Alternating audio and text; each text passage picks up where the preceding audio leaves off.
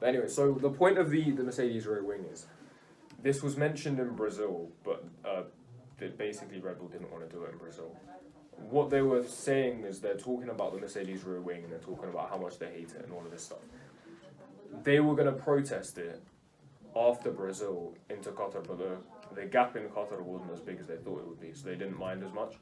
So the race pace, they said their straight line speed wasn't actually that significant. No, so they thought Red Bull actually had like I think a slight, like they were ahead of Mercedes on like the maximum speed achieved by actually a bit. But so that's, they were that's thinking one of it's the reasons, the rear wing, but it was actually because they were just Mercedes were using an old engine. yeah. So what's been said before is that potentially going into the next two races, Red Bull are going to protest that rear wing again based on whatever grounds they've got, whatever analysis they have, those score marks they keep talking about, the pictures, the evidence. They've basically been gathering evidence for the past like 3 races. But I don't know how likely that is now, seeing as, well, what's happened is they've introduced new tests. There's load tests they're doing on the rear wings. They're doing more like comprehensive tests on the rear wing to make sure all of them are legal. And as far as we know, all of them are passed. So it'd be interesting like to see like if they do get a penalty, what penalty do they get? Because I don't think they will get a penalty. Like nothing's going on. no, that's the thing. I don't think they're gonna get a penalty, but realistically, can't disqualify them from the championship because we passed all your tests.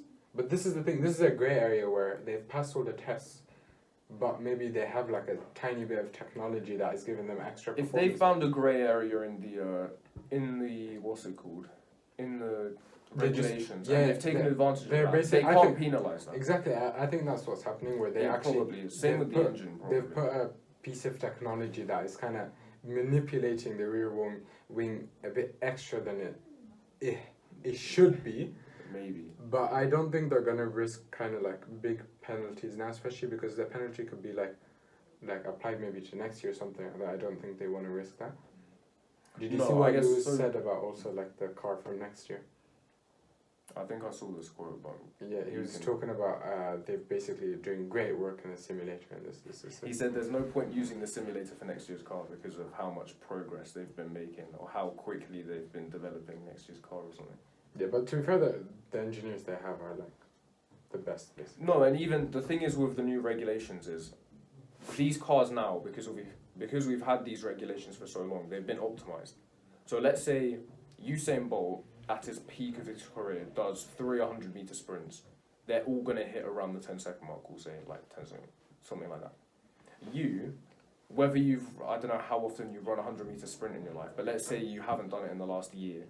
Your first run will be not great, and then you do another one, you'll improve a lot, and then you'll improve a lot, and then slowly you'll come down, and the that's the whole point how of new fast regulations. Yeah.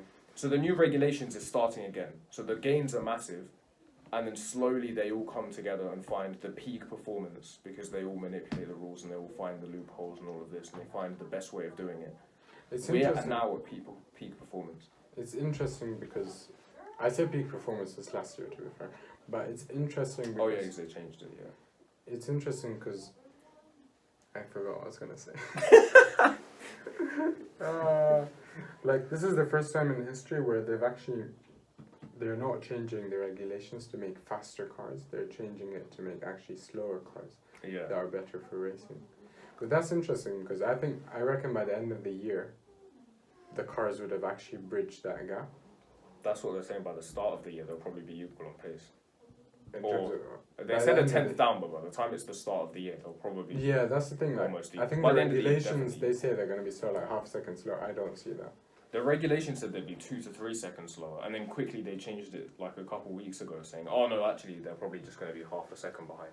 Yeah, but that change in philosophy of building a better car. Like I was speaking to someone who was like, you realize all the new tech in the car, it's just old recycled tech. It is, yeah. But as we mentioned before, it's all just ground effect that came into place. Ground effect, even the tires, like the stuff on the tires, that's all like this was used in 2009 by Braun. The rear wing actually looks similar to the rear wing used by was it 2014? I remember the Red Bull wing, like the rear wing, like the shape and stuff of it looks pretty similar to the one that is being used today. It's not made of one part like this one, but it's very similar shape. You've got also, is it the blown diffuser in the back, I think? The diffuser, I think, is There's similar something to the one. significant about It it. is similar to one of the older diffusers, though. I think it was the one used by Braun in 2009. Something Probably, along the lines. yeah, I think so. So they're just recycling old tech, basically, but they're putting it, instead of like, of different eras, they're putting it into one car, I guess. Yeah. But I'm They look excited to nice, see they like the look Venturi tunnels and the ground effect and all that stuff in the car and how it kind of, because I was hoping they wouldn't put DRS.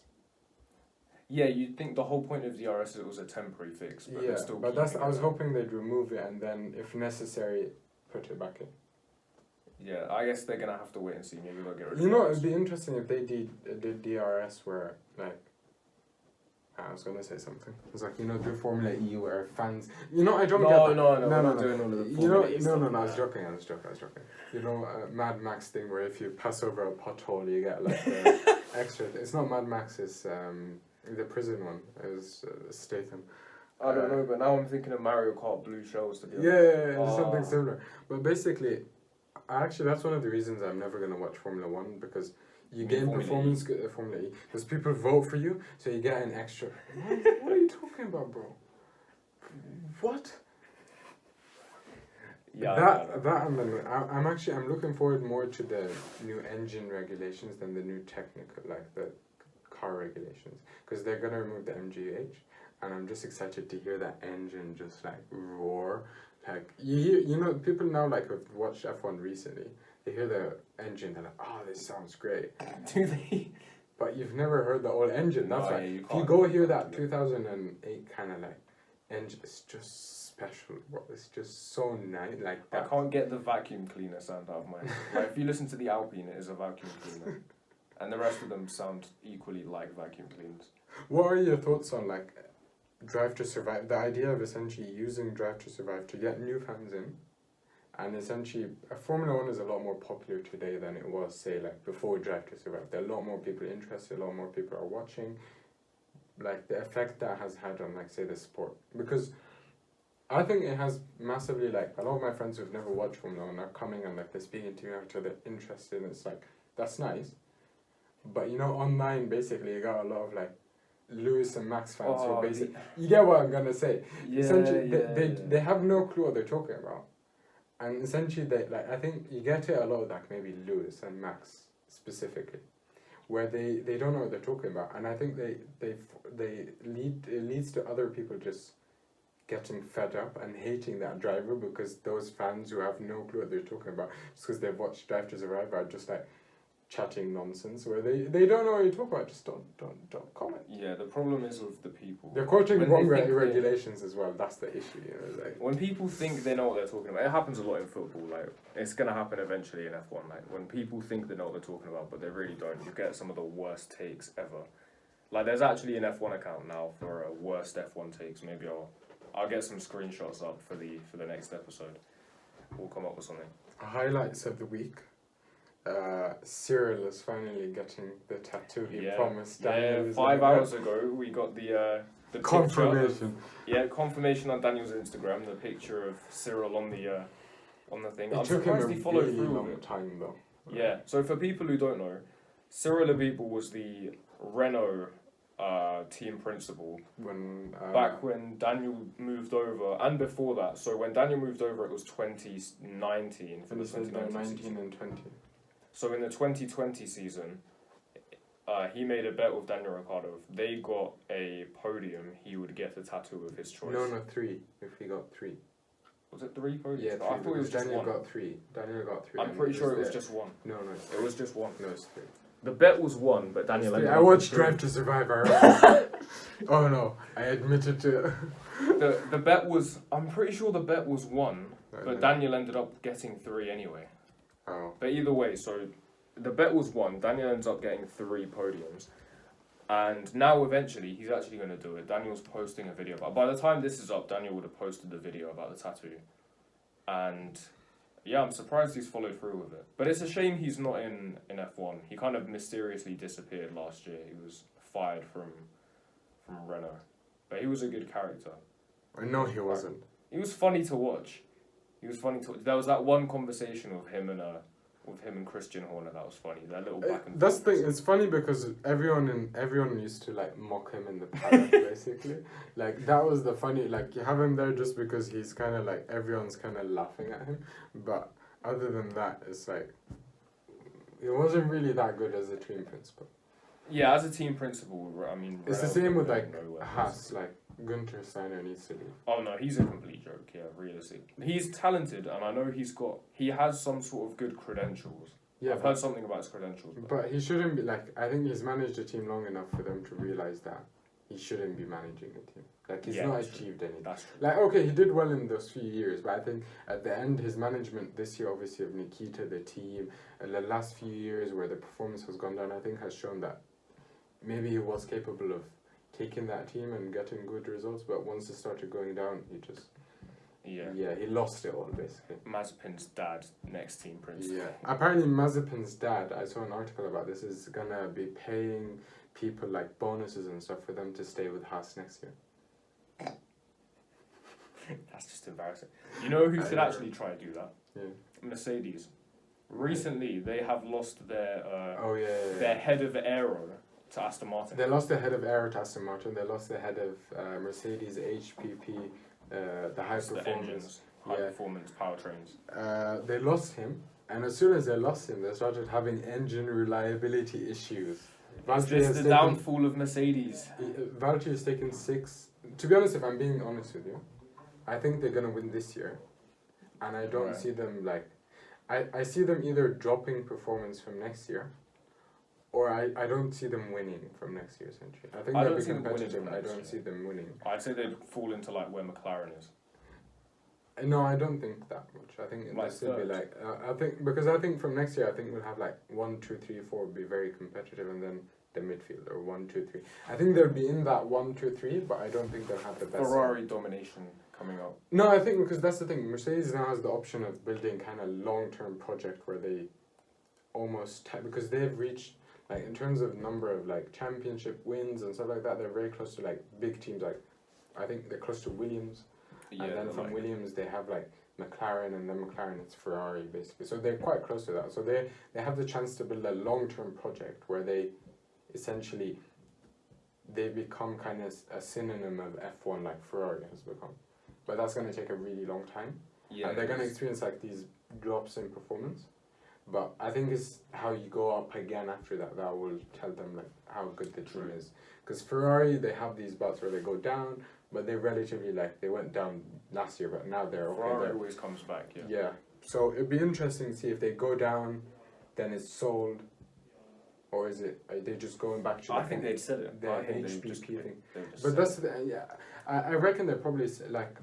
I think they got into Formula 1 because they wanted to sell more cars essentially. They wanted to be seen as more of a sports brand and like be hip with the youth and all of that. That is essentially the point. But they've done that. Like, you know, you walk on the street now and every other car is a Mercedes AMG car. Literally every other car is an AMG. And it's because of that. It's because of Lewis, the influence. I think Lewis was perfect for them because he had that influence in terms of social media. Yeah, they needed a celebrity and stuff. Yeah. It's interesting because Aston Martin is doing the exact same thing now. They have completely copied that blueprint, which is fair because it worked. Yeah, but that's interesting is they don't have that. They don't have a superstar. Vettel's a superstar, but he goes home to Switzerland and chills with his kids. Like that's not what they need to sell cars. It'd be interesting, and they have Lance. Like Lance has to go. Yeah, Lance isn't a celebrity. Yeah, but it'd be interesting what they do from next year in terms of like. Say like if Sebastian retires, I reckon at the end of next year probably we see a few drivers retiring. They're like Sebastian probably. I think he's so young. Lewis, no, he's not. He's like Sebastian. He's like 34. I reckon. I reckon from next year we have like like at the end of next season essentially we have 3 that are very highly possible to retire. Right. Lewis, Fernando, and Fernando said he wants to stay until 2023. And what's the other guy? And Lewis, Vettel, and Fernando. Fernando said he wants to stay until 2023. So that's true. But that's the Fernando said this. Might do. Fernando says this stuff and never never follows. Fernando says this stuff. They'll finish like 10th in the championship and then next year, and then he'll go.